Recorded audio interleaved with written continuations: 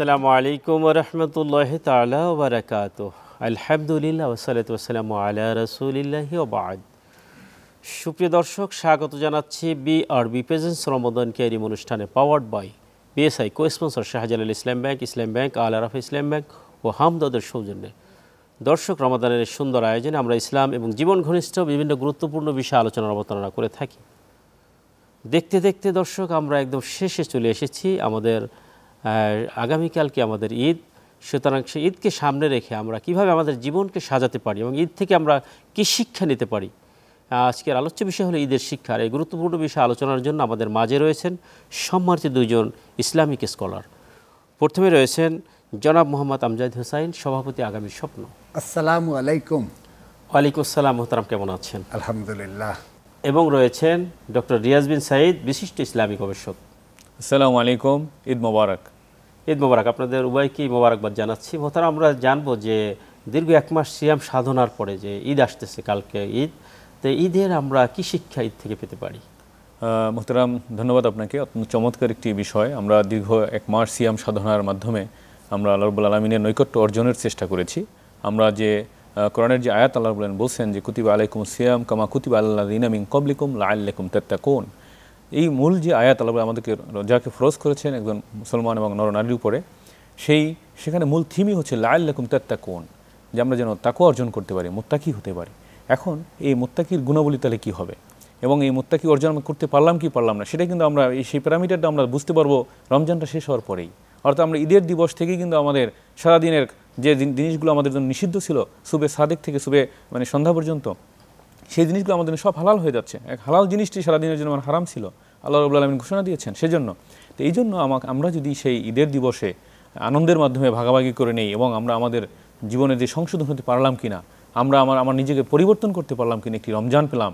প্রতি বছর আমার রমজান আসে, কিন্তু আমি আমার নিজের কি চেঞ্জ করতে পারলাম, আমার আমলে, আখলাকে, চলনে, বলনে, কথায়, আমার আত্মীয়তা স্বজনের সাথে সম্পর্কের ক্ষেত্রে, সর্বক্ষেত্রে, মুআমালাত, মুআশারাত, আমাদের সামাজিক ব্যবস্থাপনায় সকল ক্ষেত্রে আমার কি পরিবর্তন আমি নিজে আমরা ঈদের দিনে যে আমরা দুঃখ কষ্ট ভুলে যাই, আমরা একে অপরের বাড়িতে যাই, বিভিন্ন মিষ্টি মুখ করাই, বিভিন্ন খাবার খাই, এটা থেকে আমরা এরকম কোনো শিক্ষা কিন্তু অমুসলিম বা ইসলাম ভিন্ন কোনো কালচারের মধ্যে নাই। হ্যাঁ, আপনি একটি ভালো কথা বলেছেন যে আমরা ঈদের দিনের যে আনন্দ ভাগাভাগি, শেয়ারিংয়ের যে ব্যাপারটি, সেদিন দেখা যায় অনেক শত্রুতার সম্পর্কের সাথেও সেদিন কিন্তু আমাদের আসা যাওয়া থাকে এবং দেখা যায় সেই শত্রুতা কেটে যায়, ভুলে যায় মানুষ। তো এইভাবেই কিন্তু ইসলামের সৌন্দর্য এখানেই, যে অনেক হৃদ্রতার সম্পর্ক আবার নতুন করে তৈরি হয়, যেখানে রূঢ় সম্পর্ক তৈরি হয়েছিল। ঈদ আমাদেরকে সেই দিকে নিয়ে যায়। আমরা আমাদের সম্পর্ক, পারিবারিক এবং সামাজিক যে সম্পর্কগুলো আমরা দেখতে পাই, সেদিন একটা আনন্দে উদ্বেলিত হয়ে যায়, সবাই আনন্দে ভাগাভাগি করে নেয়। এবং এই যে রমজান সিয়াম সাধনার সময়টায় যারা দূর দূরান্ত প্রবাসে বসবাস করছেন, তারা একটা অপেক্ষায় থাকেন অধীর আগ্রহে, কবে ঈদের দিন আসবে। সেই ঈদের দিন তারা বাড়িতে যাবে, আত্মীয় স্বজনের সাথে শেয়ার করবে, একে অপরকে দুঃখ কষ্ট শেয়ারিং করবে এবং নতুন করে প্ল্যানিং করবে। এটাই হলো ইসলামের মূল শিক্ষা, যে আমরা কিভাবে রমাদান আসছে, রমাদান মূলত আমাদের ট্রেনিং করানোর জন্য এসেছে, যে এইটাই তোমরা জীবনে, পরবর্তী জীবনে এটা কন্টিনিউ করার জন্য। এবং রাসূল সাল্লাল্লাহু আলাইহি ওয়াসাল্লাম বলেছেন যে তোমাদের আমলটা যদি ছোট হয় কিন্তু তুমি কন্টিনিউ করতে পারো, সেই আমলটাই রাসূল আল্লাহর কাছে উত্তম। এই জন্য শাওয়ালের রমজানের কথা বলা হয়েছে, হ্যাঁ, 6 রোজার কথা বলা হয়েছে। এভাবে আমরা প্রত্যেকটা বিষয় যদি আপনার কাছে এই বিষয় নিয়ে আমরা আবারও ফিরবো, ঈদের যে পার্ট বাই পার্ট আপনি আলোচনা করবেন, কিন্তু আমরা আপনার কাছে ফিরছি যে এই যে ঈদের শিক্ষা নিয়ে মসজিদ কেন্দ্রিক আমরা কিভাবে সমাজকে আমরা ডেভেলপ করতে পারি। বিসমিল্লাহির রহমানির রহিম। ঈদ মোবারক। দীর্ঘদিন রোজা রাখার পর আগামীকাল ঈদ। শুরুতে আমি দর্শকদেরকে অনুরোধ করব, যারা এখনও ফিতরা আদায় করেননি তারা ফিতরাটা আদায় করেন, কারণ ফিতরা হচ্ছে আপনার প্রতিবেশী, আপনার আত্মীয় স্বজনের হক। তারা যেন আগামীকাল ঈদের দিন তাদের জন্য খাওয়া নিয়ে কোনো চিন্তা না করতে হয়। তাদের তোমার সম্পদের মধ্যে অধিকার বঞ্চিত মাহরুমদের হক রয়েছে। হ্যাঁ, তো এটা যেন আমরা আদায় করি। পাশাপাশি বেশি বেশি দান করব, বেশি বেশি সাদাকা করব, নফল সাদাকা করব।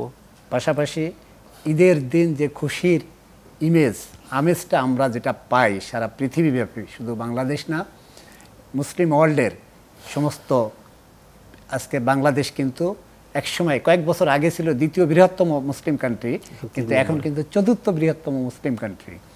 কারণ ইন দি মিন টাইম সংখ্যার দিক দিয়ে ইন্ডিয়া এবং পাকিস্তানের মুসলমানদের সংখ্যা বেড়ে গেছে।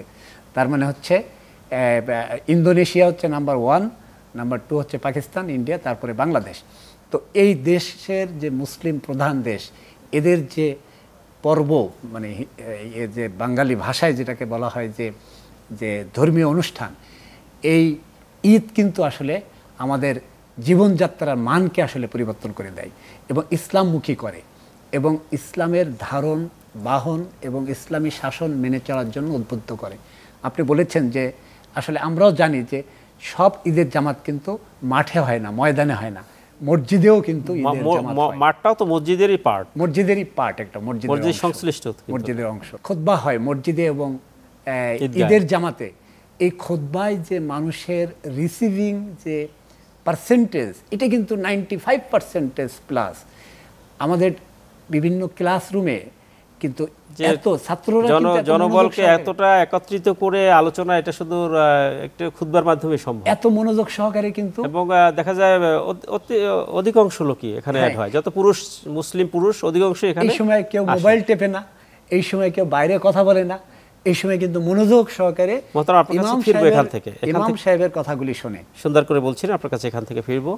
দর্শক, আলোচনার পর্যায়ে সময় হলে একটি বিরতি নেওয়ার, ফিরছি একটু পরেই, ততক্ষণ আমাদের সঙ্গেই থাকবে।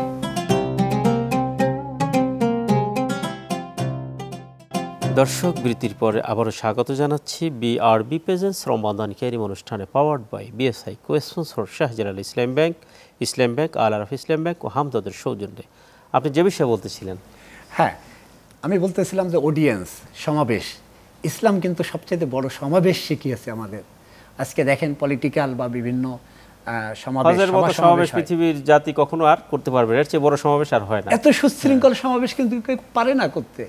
একজন নেতা আল্লাহু আকবার বলবে, সবাই দাঁড়িয়ে যাবে, আল্লাহু আকবার পৃথিবী থেকে বিভিন্ন ভাষা, বিভিন্ন জাতি, বর্ণ, গোত্র সব একত্রে কয়েক লক্ষ, 20, 30, 50 লক্ষ, অর্থাৎ তার কোনো হিসাব নেই। একই ইনস্ট্রাকশন, বিশাল একই ইনস্ট্রাকশন নেই, সেম ইনস্ট্রাকশনে।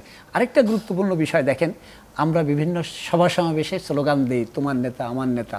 আজকে দেখেন আল্লাহু আকবার, আল্লাহ শ্রেষ্ঠত্ব ঘোষণা করা হচ্ছে, এরপরে কিন্তু মুহাম্মদ সাল্লাল্লাহু আলাইহি সাল্লামের সকল নেতৃত্বর, সকল মালিকের মালিক একমাত্র আল্লাহ পাক, সুতরাং আল্লাহ পাকের দিক ফিরে যাও। তারপরে রাসূল করিম সাল্লাল্লাহু আলাইহি সাল্লাম, উৎকৃষ্ট উদাহরণ কি হতে পারে? এরপরে আসেন, এই যে আজানের ভিতরে আমরা বলতেছি যে হাই আলাস সালাহ, নামাজের জন্য আসো, এর পরে বলতেছে কি হাই আলাল ফালাহ, মানে কল্যাণের জন্য আসো। তাহলে মসজিদ কিন্তু কল্যাণের একটা প্ল্যাটফর্ম। ঈদগাহ, মসজিদ, এগুলি কিন্তু সমাজের জন্য একটা কল্যাণের বড় বড় প্ল্যাটফর্ম। সো এই শিক্ষাটা যদি আমরা গ্রহণ করতে পারি, আমাদের এই দেশটা সুন্দর এবং সুন্দর একটা সুষম সুন্দর একটা দেশে পরিণত করতে আমরা সক্ষম হব ইনশাআল্লাহ। মোহতারাম, আপনি চমৎকার করে বলছিলেন। মোহতারাম, আপনার সর্বশেষে আমরা আপনার কাছে আসবো, ঈদ থেকে আমরা পার্ট বাই পার্ট স্পেসিফিক কি শিক্ষা নিতে পারি? আল্লাহ রাব্বুল আলামিন পবিত্র কোরআনে বলেছেন, খুযু যিনাতাকুম ইনদা কুল্লি মসজিদ, যে তোমরা যখন মসজিদে যাও সুন্দর পরিষ্কার পরিপাটি ভালো ড্রেস পরো। আমরা ঈদের দিনেও কিন্তু সেরকম একটা সুন্দর ড্রেস পরার সবাই চেষ্টা করি, নতুন একটা পোশাক পরার। আমরা সকালবেলা গোসল করার মাধ্যমে সুন্নাত, রসুলের একটা সুন্নাহ, তারপরে নতুন পোশাক পরে রসুলের সুন্নাহ বা পরিষ্কার পরিচ্ছন্ন ড্রেস পরে, সুগন্ধি ইউজ করে। এইভাবে যদি আমরা ঈদগাহে যখন যাই, তখন যে একটা আন্তরিকতা তৈরি হয়, সবার মধ্যে সৌহার্দ্যপূর্ণ পরিবেশ তৈরি হয়, এটি একটি অন্যতম বড় শিক্ষা। এরপরে আমরা যে একে অপরের সাথে একজন আরেকজনের বাসায় যে একটু মিষ্টান্ন শেয়ার করি অথবা আদার্স খাওয়া দাওয়া যে শেয়ার করি, খাই, এর মাধ্যমে কিন্তু আমাদের মধ্যে একটা ভ্রাতৃত্বের বন্ধন তৈরি হয়। এবং এই ঈদের এই যে প্রচলনটা কিন্তু শুরু থেকেই আছে ইসলামে, এবং সেখানে দুটো ঈদের কথা বলা হয়েছে। আর একজন রোজাদারের জন্য সবচেয়ে বড় আনন্দের যখন সে মানে ইফতার করে, এবং বলা হয়েছে সেই ঈদের দিনটাও কিন্তু একজন রোজাদারের জন্য অত্যন্ত আনন্দের।